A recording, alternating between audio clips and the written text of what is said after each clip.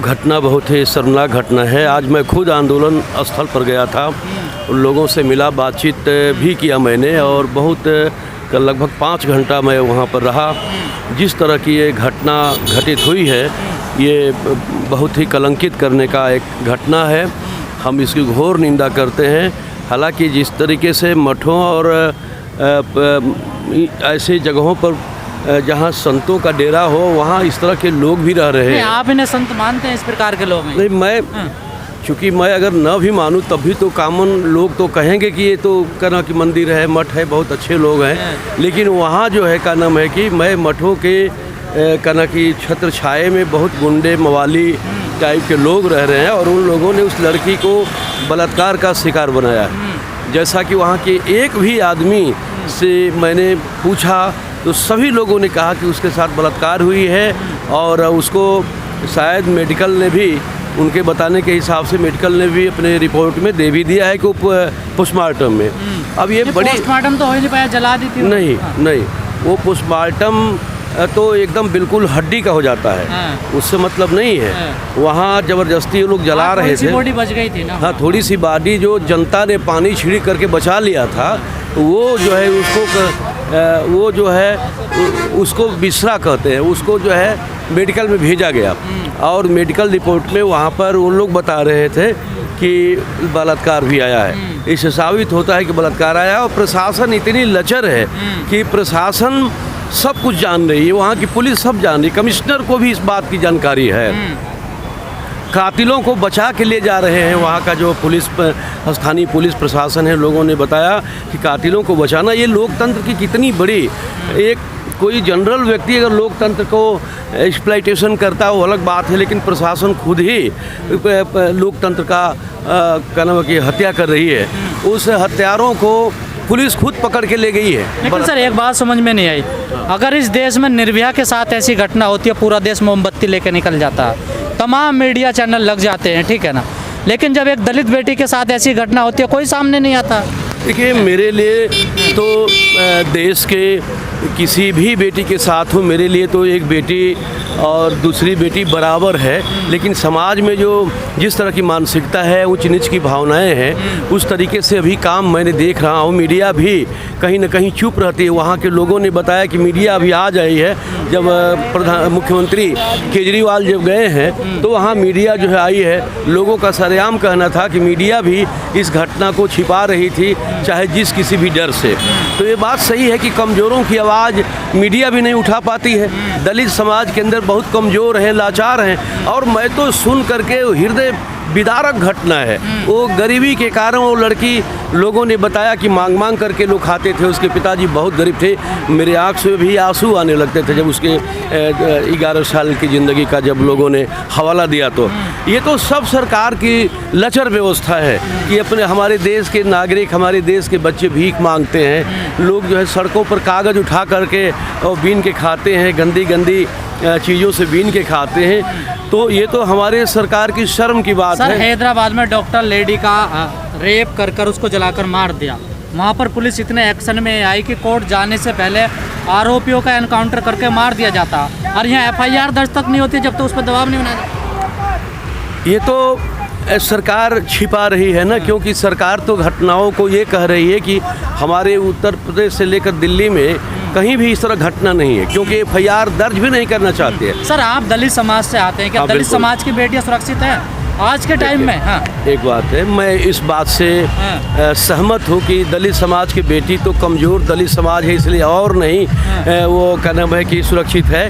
लेकिन अन्य भी बेटियाँ जो गुंडे मवाली हैं उनके सामने वो भी सुरक्षित नहीं है। उनके लिए तो लोग खड़े हो जाते हैं ना, आपकी बेटियों के लिए लोग कहाँ खड़े हो रहे हैं? सर देखिए, अगर दलित संगठन नहीं आते तो आवाज़ उठती है, आपको लगता है? समाज में आवाज़ उठाने वाले कुछ लोग जरूर हैं। हाँ, ये बात सही है कि जो दलित कमज़ोर लोग हैं उनको कमज़ोरों के प्रति लगाव तो है ही, क्योंकि उत्पीड़ित वर्ग के साथ तो लगाव उत्पीड़ित वर्ग का रहता है। इसलिए दलित संगठन तो सदियों से सताया गया है। आज कोई घटना हो रही है तो दलित तो त्वरित वेग से खड़ा हो रहे हैं। चंद्रशेखर जी भी उस घटना पर गए थे, चंद्रशेखर आज़ाद, उन्होंने भी अपनी वेदना जाहिर किया है और सरकार की लापरवाही का घोर विरोध किया है। तो तय बात है कि दलितों की अपनी लड़ाई तो अपनी लड़नी ही पड़ेगी। अगर दलित अपने पैरों पर नहीं खड़े होंगे तो हजारों साल से उनका दमन होता रहा, आज भी वो दमन होगा। इसलिए ये बात कहीं न कहीं सामाजिक तौर पर, सामाजिकता में एक भेदभाव अभी समाज में जो मौजूद है, हम लोग तो उसको समाप्त करना चाहेंगे कि इस तरह की भेदभावना न नहीं हो। सर, आपको नहीं लगता कई वीडियो ऐसे आई है दलित महिलाओं को या दलित लड़कियों को इस्तेमाल करने का सामान समझते हैं ये लोग?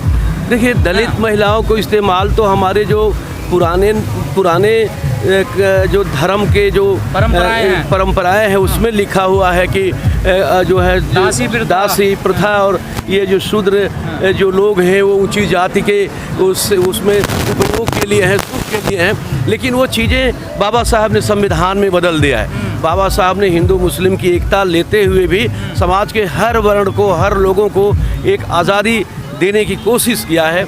इसलिए निश्चित ही दलित शोषित पीड़ित व्यक्ति जो पुरानी परंपरा है उसको तोड़ेंगे और आगे बढ़ेंगे, दमन जितना भी हो। हालांकि आज समाज में उच्च जाति और निम्न जाति का जो भेद है इसको बनाए रखने की भी ज़रूरत सत्ता समझती है। इसलिए कि सत्ता तो मजदूर विरोधी है, किसान विरोधी है। इसलिए सत्ता हमेशा मजदूर किसानों की एकता को खंडित करती है और अपनी जो नीति है, कानून है, पूंजीपतियों के पक्ष में लागू कर रही है।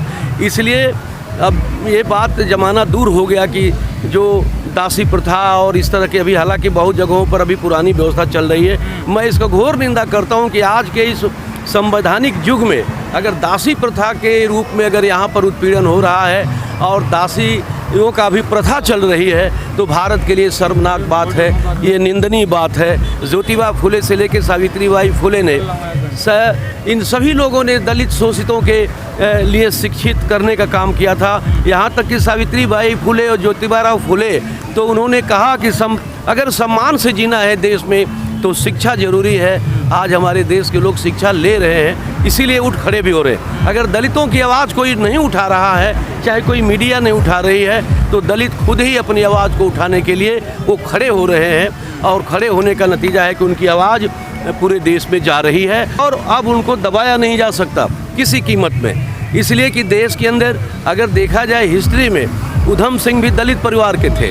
डायर से बदला 22 साल के बाद उसी लंदन में लेते हैं। कोई सोच सकता है वो तो अनाथ थे, उनके माता पिता भी नहीं थे, वो तो बहुत ही कि गरीब कौम के थे, लेकिन वो भारत के अंदर जो कर दिखाया, देश के अंदर एक कितना बहुत बड़ा सम्मान की बात है, वो तो भी दलित परिवार के थे। बहुत सारे ऐसे। क्या लगता है सर आपने जो ये दिल्ली कैंट में घटना हुई है, न्याय मिल पाएगा उस लड़की को? लड़की तो नहीं रही है। देखिए, जो घटनाएं, जो लड़की तो छोड़ के चली गई, वापस होगी नहीं, उसका न्याय का काम क्या है कि जो कातिल मारे हैं उनको तुरंत फास्ट ट्रैक कोर्ट गठन करके और तुरंत 2 महीने 3 महीने के अंदर उन लोगों को, जिस तरह से सरकार ने, सुप्रीम कोर्ट कहती है कि नाबालिग लड़की के साथ अगर कोई रेप करता है तो फांसी की सजा है, उनको तुरंत त्वरित दे देना चाहिए। संत महाराज हैं जो मंदिरों में रह रहे हैं, या ये जो अपने धंधे चला रहे हैं, चाहे आसाराम बापू हो, राम रहीम हो, चिमियानंद हो, आपको नहीं लगता इनका बायकॉट होना चाहिए? इन चीज़ों को सबको ख़त्म कर देना चाहिए। बिल्कुल ख़त्म कर देना चाहिए। ये जितने चाहे आसाराम बापू हो, चाहे पूरे 4-5 साल के क्रम में देखा गया कि जितने लोग बड़े बड़े पैमाने पर धर्म का ठेकेदार बने हुए थे और ईश्वर के पुजारी बने हुए थे, सभी बलात्कारी निकले। सब लोग बलात्कारी निकले। सब लोग रुपये की ढेर पर सोने वाले थे। जो रुपये की ढेर पर सोने वाले लोग हैं वो क्या संत बन सकते हैं? संत तो हमारे देश में संत रैदास थे, जिन्होंने अपनी जीवन को वो जूता सी करके अपना जीवन का नाम है कि जो है जिंदा रहते थे। कबीरदास तकली चला के जिंदा रहते। वो तो श्रमिक संत थे और वो श्रमिक संत भारत के अंदर सबसे महान हुए। ये सब तो पूंजी के ढेर पर सोए हुए, जो पूंजी के ढेर पर जो बलात्कारी बने हुए वो कैसे संत हैं? उनको तो जेल में रहना चाहिए, लेकिन वो लोग बाहर हैं। अभी तो उनको दुनिया से विदाई कर देना चाहिए। तो क्या नाम है कि लोगों को, ऐसे लोगों को जो लगातार बलात्कार और इस तरह घटनाएं करते हैं, क्योंकि कानून तो सुधार का चांस देती है, लेकिन अगर वो सुधार नहीं देखती है तो कानून उसको दंडित करके सजा भी देती है। तो इसलिए हम चाहते हैं कि जो दिल्ली की जो घटना हुई है, जो उस दलित बेटी के साथ, मुझे बहुत दुख है और मैं उसको केजरीवाल से तो मांग करना चाहता हूं कि जब ये सरकार इनकी बनी थी तो इन्होंने एक सिपाही रात को किसी गुंडे ने मार दिया था, 1 करोड़ रुपया दिया था, और आज उन्होंने 10 लाख की सुने हैं कि घोषणा किया।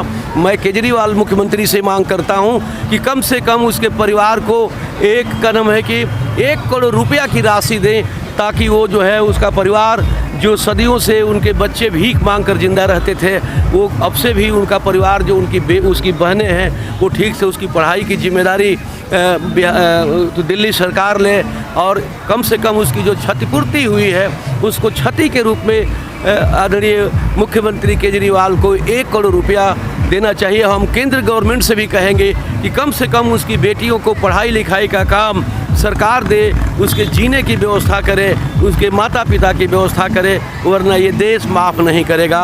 अगर ऐसी घटनाएं घटती रहेंगी तो देश के दलित भगत सिंह के रास्ते पर जा सकते हैं, उधम सिंह के रास्ते पर जा सकते हैं, और अपने बचाव में कहीं भी जा सकते हैं, उसे सरकार रोक नहीं सकती है। यही मेरा विचार है।